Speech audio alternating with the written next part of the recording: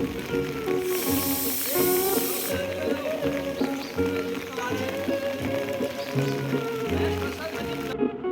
साथियों, बारिश लगातार 3 दिन से जारी है और इस बारिश में हम निकले हैं घूमने के लिए। आज संडे भी है। देखिए क्या हालत हो गई है खेतों की। मैं आपको दिखाता हूँ, धान तैर रहे हैं बिल्कुल, और इस बारिश का लुत्फ़ लेते हुए, भीगते हुए, छाता में टपकती हुई बूंदों के साथ हम निकल पड़े हैं।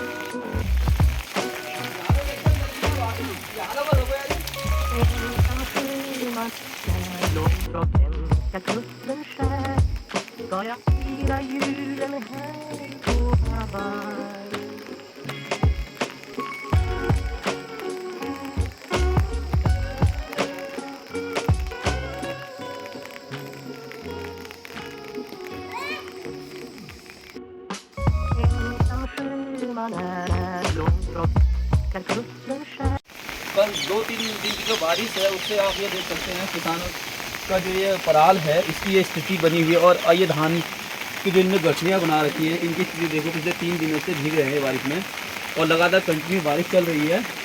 और जो किसान की मेहनत है ये पानी हो गई है, ये आप देख सकते हैं। तो ये तो पुआल भी ख़राब हो जाएगा फिर ऐसी बारिश में। हाँ, ये हो गया है। अब इसके लिए किसी लायक तो बचा नहीं, जानवर तो इसको खाएगा नहीं। ये खाली एक ये समझो खाली जानवरों को बिछाने के मतलब का रह गया है ये। तो इसे हम आफत की बारिश कह सकते हैं। देखिए पानी ही पानी है सब और। पिछले 3 दिनों से आफत की ही बारिश है और आप देख सकते हैं यहाँ पर क्या स्थिति है। हम रामलीला मंच का भी आज मुआयना करेंगे, वहाँ जाके देखेंगे कि क्या स्थिति है। जैसे ही रामलीला शुरू होने वाली थी मित्रों, बारिश ने सब व्यवधान कर दिया है। पानी पानी सब और है। लोग अपने अपने खेतों में नालियाँ बना रहे हैं पानी की निकासी के लिए। देखिए क्या हालत है। 3 दिन की बारिश में आप देख सकते हैं क्या स्थिति हो गई है। और मौसम विभाग का पूर्वानुमान है कि 10 तारीख तक ये बारिश अनवरत जारी रहेगी। और लगातार बारिश की वजह से इस बार वैसे भी धान की फसल लगभग खत्म ही हो चुकी थी, लेकिन बची हुई जो बारिश है, ये देखिए गांव का गधेरा है। ये सूखा गधेरा आज उफान पर है। ये देखिए इतनी बारिश हो रही है। किसान की मेहनत ये दिखाइए, पराल दिखाइए इनको। ये देखिए पानी से भरा हुआ ये लगभग ख़त्म हो चुका है। आप देख सकते हैं क्या इसको कोई जानवर खाएगा। ये सिर्फ एक खाली उनके बिछाने के मतलब का है, बाकी बिछाने के मतलब का भी नहीं कह सकते। ये तो सड़ जाएगा कुछ दिनों में, जब तक ये सूखेगा तब तक ये लगभग सड़ जाएगा। ये जो पराल है ये लगभग 4,500 का एक लूटा बिकता है। ये काफ़ी महंगा होता है और जानवरों के लिए चारे के काम में ये साल भर उपयोग किया जाता है। मैं भी आपको लूटे की भी एक स्नैप दिखाऊंगा। तो ये सब खराब हो चुका है। आफत की बारिश कह सकते हैं इसे हम। किसान करे तो क्या करे, जाए तो जाए कहाँ, करे तो करे क्या। दोहरी मार किसान पर पड़ी है। एक तरफ पेट्रोलियम जो पदार्थ हैं वो काफ़ी महंगे हो चुके हैं, डीजल महंगा है, बिजली महंगी है, और दूसरी ओर जो उसका खाने का गुजर बसर जिससे होती थी, धान की खेती यहाँ काफ़ी मात्रा में होती है कचूर घाटी में। ये मेरा गांव तल्लीहाट है और यहाँ ये स्थिति है। तो समूचा उत्तराखंड इस बारिश से फ़िलहाल परेशान है। और इस सामने मैं आपको दिखाता हूँ, आप देखिए ये है लूटा। ये जिन्होंने पहले धान मान लिए थे उन्होंने लूटे बना लिए थे, तो ये इसको लूटा कहते हैं। ये 4 से 5 हज़ार रुपये का एक लूटा बिकता है। और अभी ये स्थिति है, खेतों से निकलता पानी देखिए।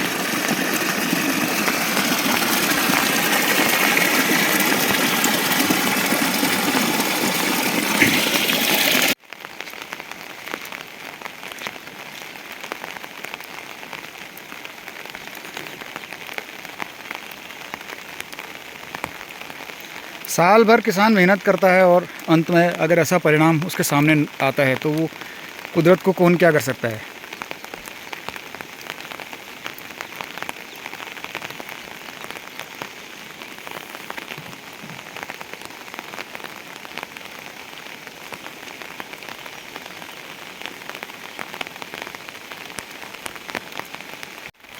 आज डूब गया है बारिश।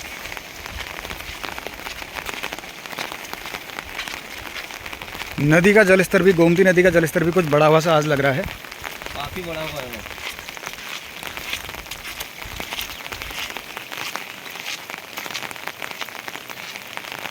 ये पिछले 2 साल से जो लास्ट अक्टूबर के महीने में जो बारिश हो रही है ये काफ़ी आफत भरी आ रही है। पिछले बार भी वही हुआ था। रास्ते जो पुल हैं कई जगह तबाह हो गए थे, बहुत ज़्यादा नुकसान हुआ था। इस बार भी वही स्थिति है। इस बार तो अभी ऐसी खबर तो खैर नहीं आई है, बस लगता है किसान जो फसल है वो लगभग नष्ट हो बिल्कुल चुकी है। बारिश का पैटर्न कुछ बदला हुआ सा लग रहा है। बिल्कुल पिछले 2 सालों से तो ज़्यादा ही देखने को मिला। आप देख सकते हैं ये गोमती नदी है, इसमें भी पानी काफ़ी ज़्यादा, बरसात में भी इतना नहीं था जितना इस समय बड़ा हुआ है।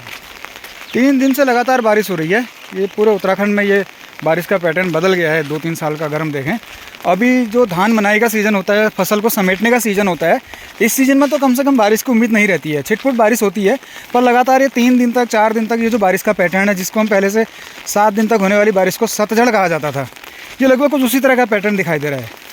बिल्कुल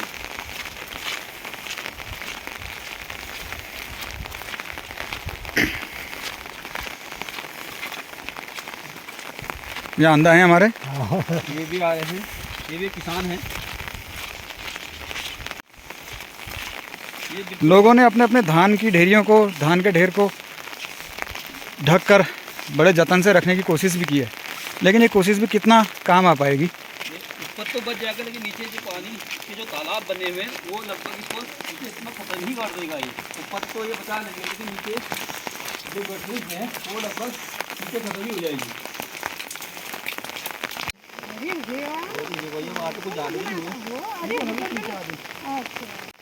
देखिए बारिश का असर कुछ इस रूप में भी दिखने लगा है। खेत तालाब बने हैं तो रास्ते भी धर के नीचे जा चुके हैं। ये मुख्य मार्ग है जो हमारे गांव को बाज़ार से जोड़ता है, ये भी टूट चुका है। देखिए बच्चे स्कूल को आते हैं, छोटे छोटे बच्चे, तो उनको दिक्कतों का सामना करना पड़ता है।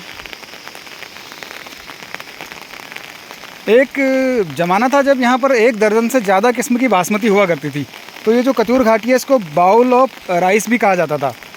तो धान का कटोरा इस घाटी को भी कहते थे पहले से लोग, और दर्जनों किस्म के बासमतियाँ यहाँ होती थी। लेकिन बदलती कृषि के पैटर्न ने बासमती को लगभग यहाँ से समाप्त कर दिया है और अब नई प्रजातियाँ यहाँ पर आ चुकी हैं। एक श्री धान पर भी काफ़ी प्रयोग कुछ संस्थाओं ने यहाँ पर किया, तो श्री धान भी 4-5 साल से ज़्यादा चल नहीं पाया। अब लोग श्री धान भी नहीं लगाते हैं। तो खेती का पैटर्न में भी काफ़ी चेंज आए हैं, काफ़ी शॉर्टकट लोगों ने मारा है।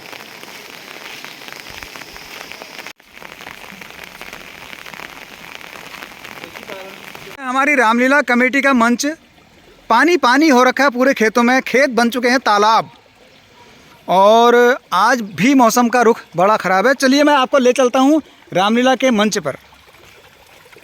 ये देखिए ये रास्ता है,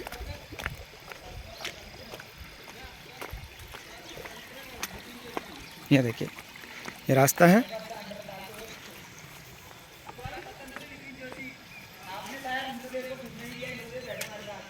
ये देखिए ये हैं, और ये हालत है। ये देखिए ये हालत है, और हम दुआ करते हैं मौसम से, कुदरत से, कि ये जल्दी ठीक हो। जैसा कि मैंने आपसे प्रॉमिस किया था कि मैं आपको ले चलूँगा रामलीला मंच पर, और भगवान राम बैठे हैं और बहुत सारे पात्र हमको दिखाई दे रहे हैं। सागर भी वहाँ पर है, अमित भी है, ये सारे साथियों से मैं आपकी बात ज़रूर कराऊँगा। लेकिन देखिए ये देखिए क्या हालत है। ये कह रहे कि इंद्रदेव जो है बड़े कुपित हो चुके हैं, परेशानी में हैं।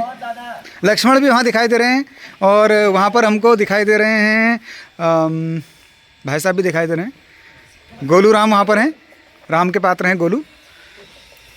सुमंत के पात्र भी हमको वहाँ दिखाई दे रहे हैं। अमित लगातार हमारे साथ जुड़े हुए हैं। ये देखिए क्या हालत हो चुकी है। अब मुझे ऐसा लगता है कि दिवाली के बाद शायद रामलीला शुरू हो पाएगी। बड़ी ख़राब कंडीशन है। जिन पात्रों को मंच पर सुसज्जित होकर अपना अपना रोल करना था, वो पात्र बैठे हैं देखिए मुस्तैदी के साथ, कि कहीं हमारा पर्दा भीग न जाए, कहीं हमारा मंच भीग न जाए। तो ये सारे पात्र हमारे बैठे हुए हैं। अमित है, गोलू है, और भी यहाँ पर सागर भी बैठा हुआ है, भाई साहब भी बैठे हुए हैं, राउत जी हमारे। तो ये बारिश का पूर्वानुमान तो कह रहा है कि 10 तारीख को भी बारिश होगी। आप लोगों का क्या कहना है? कहना ये है कि 10 दिन से ही बारिश बंद हो जाएगी। आपको क्या लगता है कि कब से हम शुरू कर पाएंगे रामलीला? तो मेरा मानना ये है कि अभी तो बारिश रुकी है, हम देख रहे हैं कि पानी कहाँ से निकास होगा, और अगर जल्द से जल्द ये पानी अगर यहाँ से निकासी निकल जाती है तो हमको आसानी हो जाएगी ये फील्ड सुखाने में। और इसके बाद हम देखते हैं कि कल दिन से अगर सही होती है, बारिश नहीं होती है, रुकती है, तो देखते हैं उसके बाद सुखाने का हम पूरा ट्राई करेंगे। कैसे सुखाएंगे आप? ये देखिए पूरा तालाब बना पड़ा है यहाँ पे। मुझे याद है कि मुझे तो एक बार ऐसा भी लगा था कि यहाँ पर तैराकी भी हुई थी। तैराकी का एक बड़ा कंपटीशन हुआ था। तो ये हमारा सुखाने का पूरा प्रयास है। हम ये सोच रहे हैं कि हम इसको सुखाएंगे। पहले या तो हम एक पेटियाँ लाएंगे, दुकानें बहुत सारी हैं यहाँ पे हमारे यहाँ। गत्ते की तो पेटियाँ। गत्ते वगैरह पेटियाँ वगैरह लाएंगे और उसको उससे सोखेंगे, पानी जितना भी सोख सकते हैं हम तो उससे सोखेंगे। उसके बाद हम पराल बिछाएंगे, उसके बाद तिरपाल एक आता है हमारे वहाँ, तिरपाल आता है, उसके बाद दरी बिछाएंगे। तो मतलब हम कुछ भी कर सकते हैं हमारी रामलीला करने के लिए। हम कहीं किसी भी हद तक जा सकते हैं। चलिए, राम के पात्र गोलू भाई यहाँ पर है। तो गोलू भाई, कितने साल से आप ये पात्र खेल रहे हैं? हो गया हमको 3 साल हो गए राम का पात्र तो खेलते। कैसा लग रहा है आपको? बहुत बेहतरीन लगता है। और सबसे अच्छा गाना कौन सा लगता है आपको अपनी पूरे रोल में? गाने तो सभी अच्छे हैं अगर देखा जाए तो। मतलब कोई खास आप जिसको मजा आता है आपको गाने में? तीसरे दिन का है, आपको पता ही है, आयुषु दीजिए कृपा निधाना। तो एक दो लाइन आप किसकी गाएंगे हमारे श्रोताओं के लिए, दर्शकों के लिए? ठीक है। आयुषु दीजिए कृपा निधाना, तोड़ूं मैं शिव धनु चाप पुराना।